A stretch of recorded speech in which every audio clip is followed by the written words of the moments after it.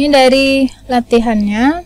Nah, tas 1 ini kita belum masih belajar, dia masih menceritakan terkait ruang sampel dan kejadian, gitu ya. Event. Ini diketahui dalam suatu box besar ada 24 bola merah dan 16 bola putih. Nah, yang fokus kita lihat pernyataan ini nih. 1 bola diambil dari box gitu. Nah, terus ditanya berikan contoh sederhana dari kejadian itu. Nah, kalau yang disebut kejadian itu kan yang akan terambil oleh kita. Berarti kan bisa jadi yang terambil itu apa? Karena yang terambil cuma 1, bisa jadi bola yang terambil adalah si merah gitu ya.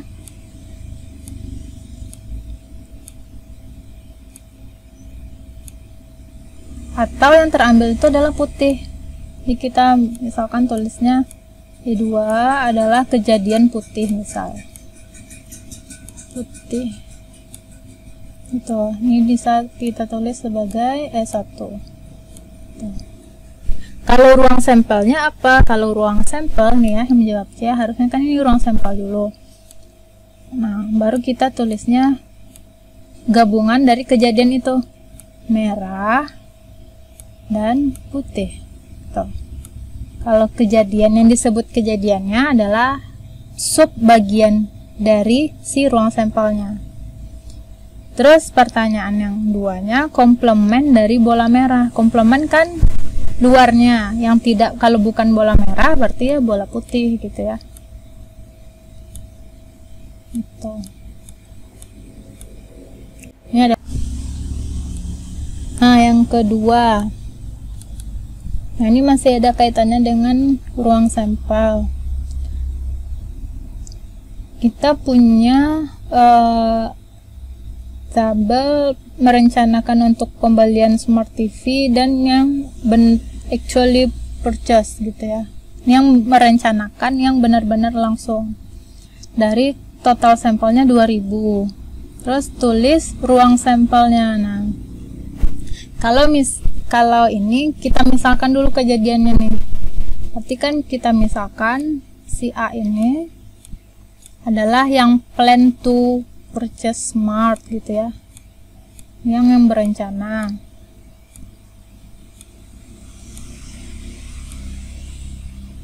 Nah, terus yang B ini ditulisnya lengkap-lengkap ya nanti, plans to purchase smart TV gitu ya. Kalau yang B actually purchase.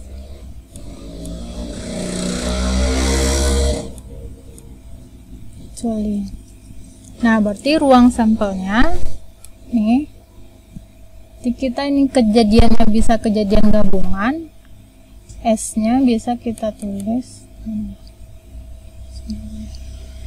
S, kan kita udah simbolkan dengan A ya, bisa dia berencana dan actually gitu ya. Ini ditulis dalam notasi himpunan ya.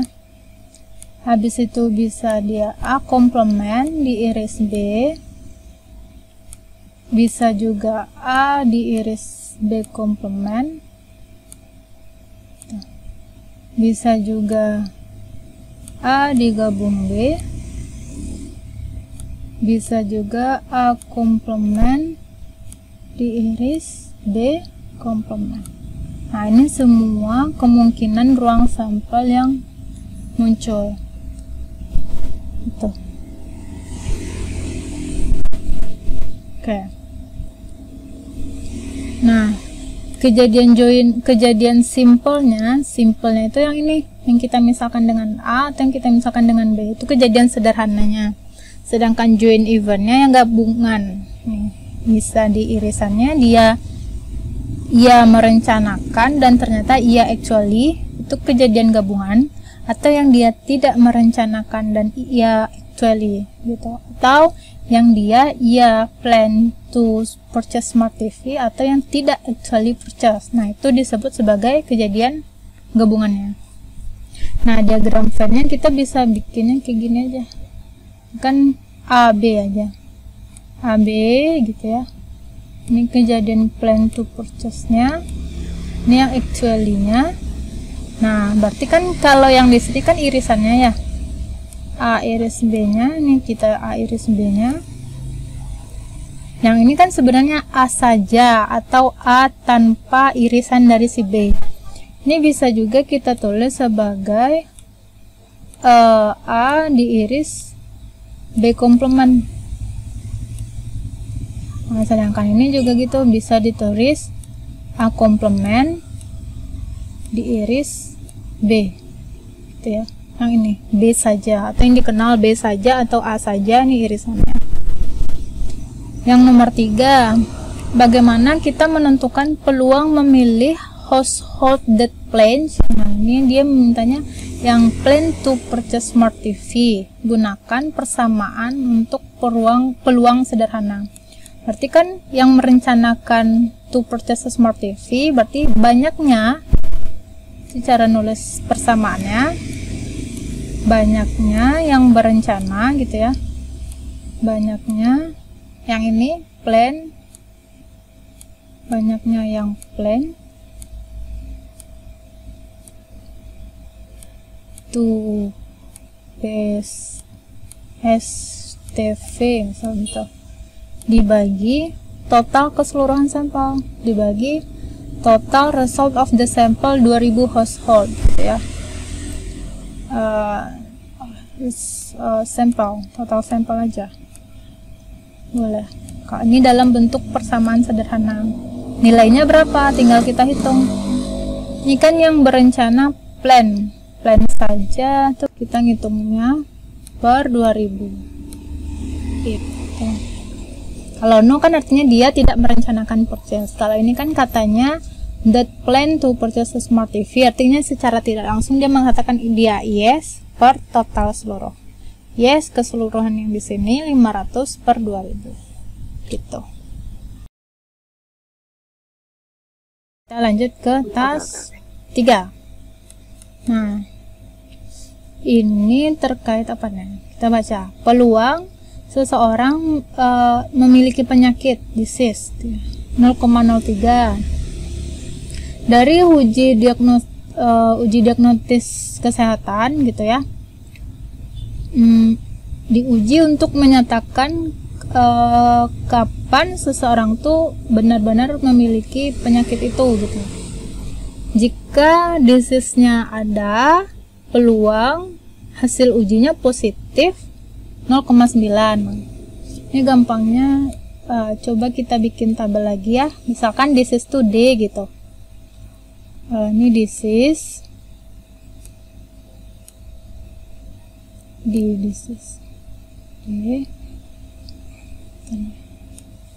So, kita simbolkan dengan D gitu. Nah, berarti yang tidak disease-nya D komplement gitu ya. Terus hasil keluar adalah positif, misalkan P, berarti ada yang tidak positif gitu ya. Kalau kita tulis kayak gini, ini totalnya. Nah, kita tulis dulu. Total dari disease itu peluangnya 0,03, berarti di sini kita tulis 0,03. Berarti untuk peluang seseorang tidak punya penyakit di sini ada 0,97 ya. Nah, di sini totalnya 1.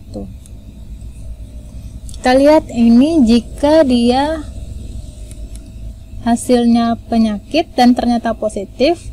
Itu kan kata-kata yang di sini dari if, berarti kan itu kita bisa dapat peluang bersyaratnya kan disease ya.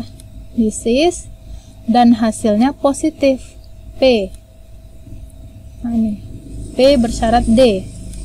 Kita dapatnya 0,9.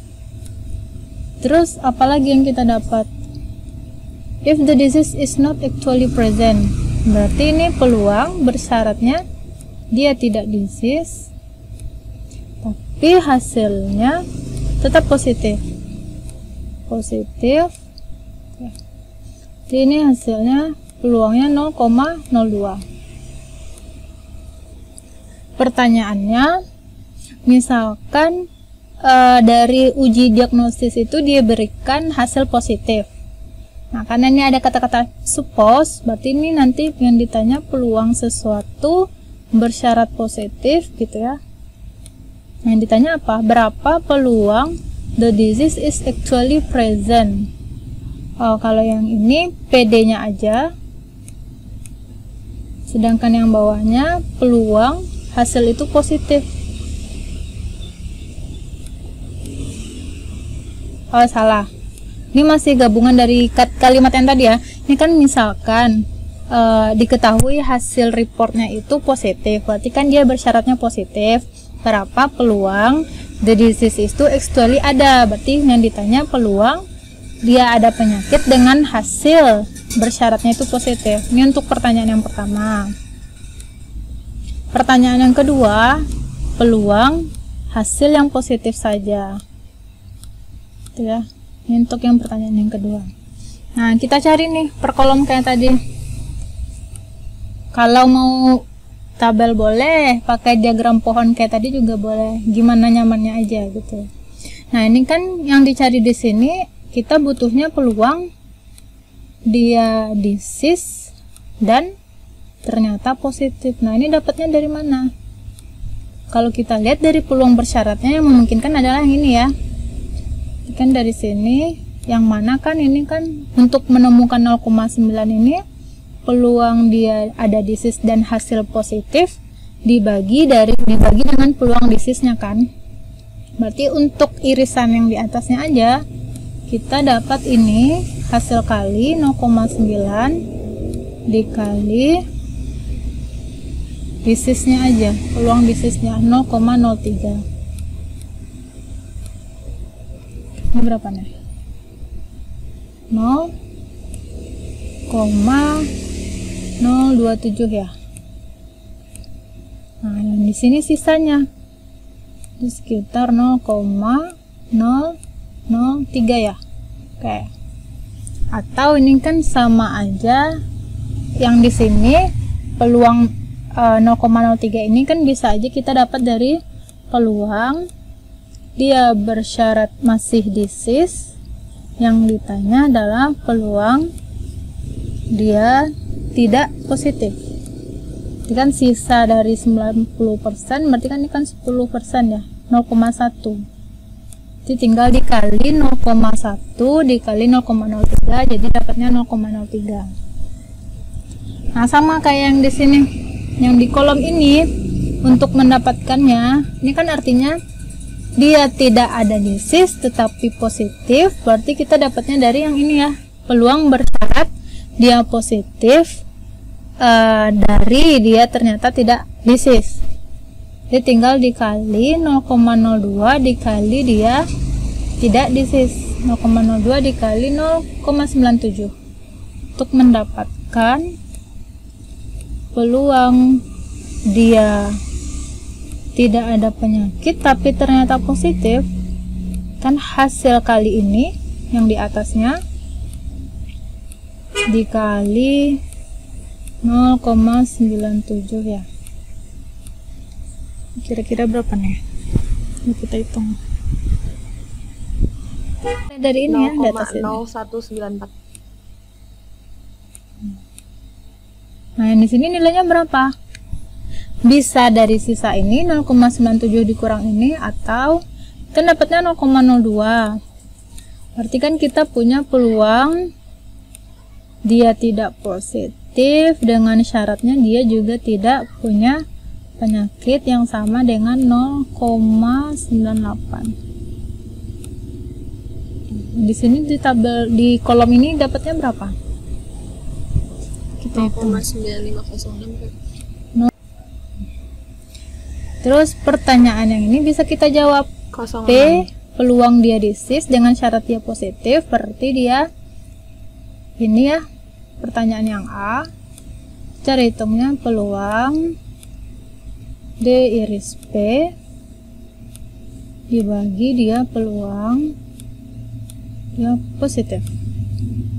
D D iris P kan kita udah punya ini 0,027 dibagi dia peluang yang positif aja total dari ini nih. Berapa nih?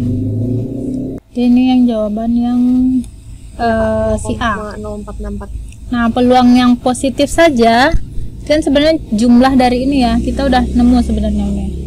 Yang B jawabannya 0,0464.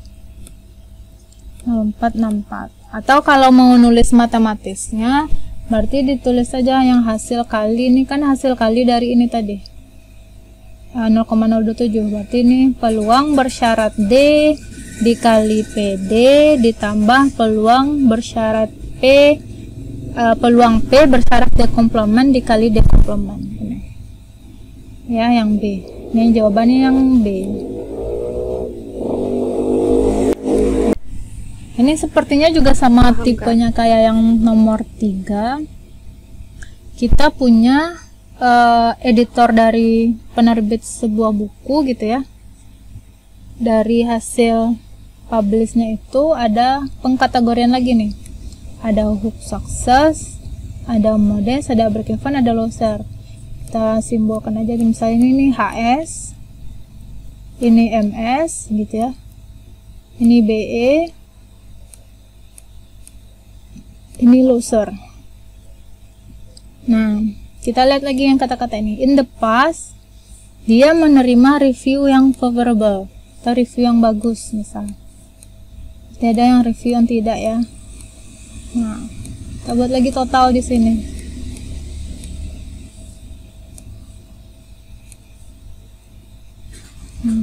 Berarti HS ini peluangnya 0,1. Terus MS peluangnya 0,2. Terus break even peluangnya 0,4. Loser peluangnya 0,3. Nah, ini kan totalnya 1 ya. 1. Terus kita lihat yang di sini dia bilang lalunya 99% dari hook success itu menerima review yang bagus. Berarti ini peluang F bersyarat HS. Dapatnya 0,7 dari soal. Terus ini peluang BE bersyarat HS bersyarat salah kok BE bersyarat HS. Peluang F bersyarat BE ya. Dapatnya 0,4. Terus ini peluang L peluang F bersyarat L 0,2. 40% break, 70% ME. Kurang 1. Oh iya salah. Kurang 1 ya. Yang pertama HS ini 0,99. Ini 0,99 gitu ya. Habis itu peluang yang 0,7 ini yang MS ya. Peluang F bersyarat MS ini 0,7. Nah, break even bersyarat break even dia F 0,4. Nah ya. Pertanyaannya, jika dari reshape propose textbook itu menerima review yang bagus, nah ini kebalikannya. Bersyaratnya CF, bagaimana seharusnya editor merevisi peluang dari berbagai keluaran akun informasi itu. Berarti kita cari satu-satu, tapi kebalikan. Kalau sebelumnya yang diketahui bersyaratnya masing-masing jenis bukunya HS, BE, ME, L, ini yang ditanyakan syaratnya dia direvisi bagus untuk masing-masing jenis buku. Jadi peluang HS bersyarat F yang ditanya, habis itu peluang apa lagi MS bersyarat F, habis itu peluang BE bersyarat F,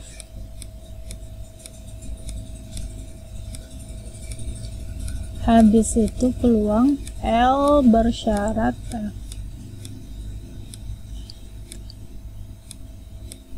Itu ya. Jadi untuk mendapatkan yang ini, untuk yang A, berarti kan kita butuh irisan yang di dalam ini ya, dibagi nanti per peluang F. Nah, untuk mendapatkan irisan yang ini kayak tadi lagi, peluang bersyarat yang di sini kita kalikan dengan peluang dari si HS. Ini di sini adalah 0,99 dikali 0,1 kan, di 0,099. Nah, yang di sini MS dan dia di review bagus, peluang 0,2 dikali 0,7 dapatnya 0,14 gitu ya. Di sini yang BE bersyaratnya dikali dengan peluang dia 0,16. Nah, di sini juga gitu, 0,2 dikali 0,3 0,06. Ini adalah sisa. Ini sisanya ini berapa? 0,001 ya. Ini sisanya 0,06. Ini sisanya 0,24 ya. Benar nggak? 10 iya. Ini sisanya 0,24 juga. Iya. Iya, benar ya? Iya, ya. Berarti kita udah bisa menemukan yang A. Iya, Kak. Yang di sini. Berarti ini jawabannya apa? Ini 0,0999 dibagi peluang yang favorable saja. Favorable saja itu adalah total yang ini ya. Ini berapa nih totalnya? PF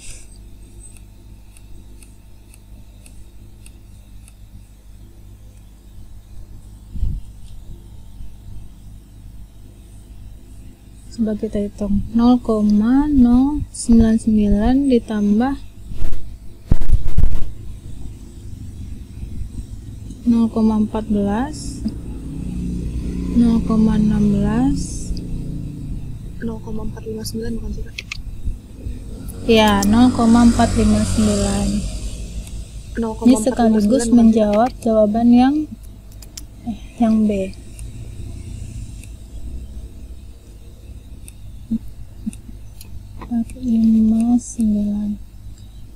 Dibagi segitu. Nah, yang ini juga P peluang dia MS bersyarat dia favorable. Yang ini 0,14 dibagi 0,459. Nah, yang C juga gitu. Berarti ini tinggal 0,16 per 0,459. Terus yang terakhir yang ini 0,06 per 0,459 gitu. Dan yang B nya udah kejawab. Oke.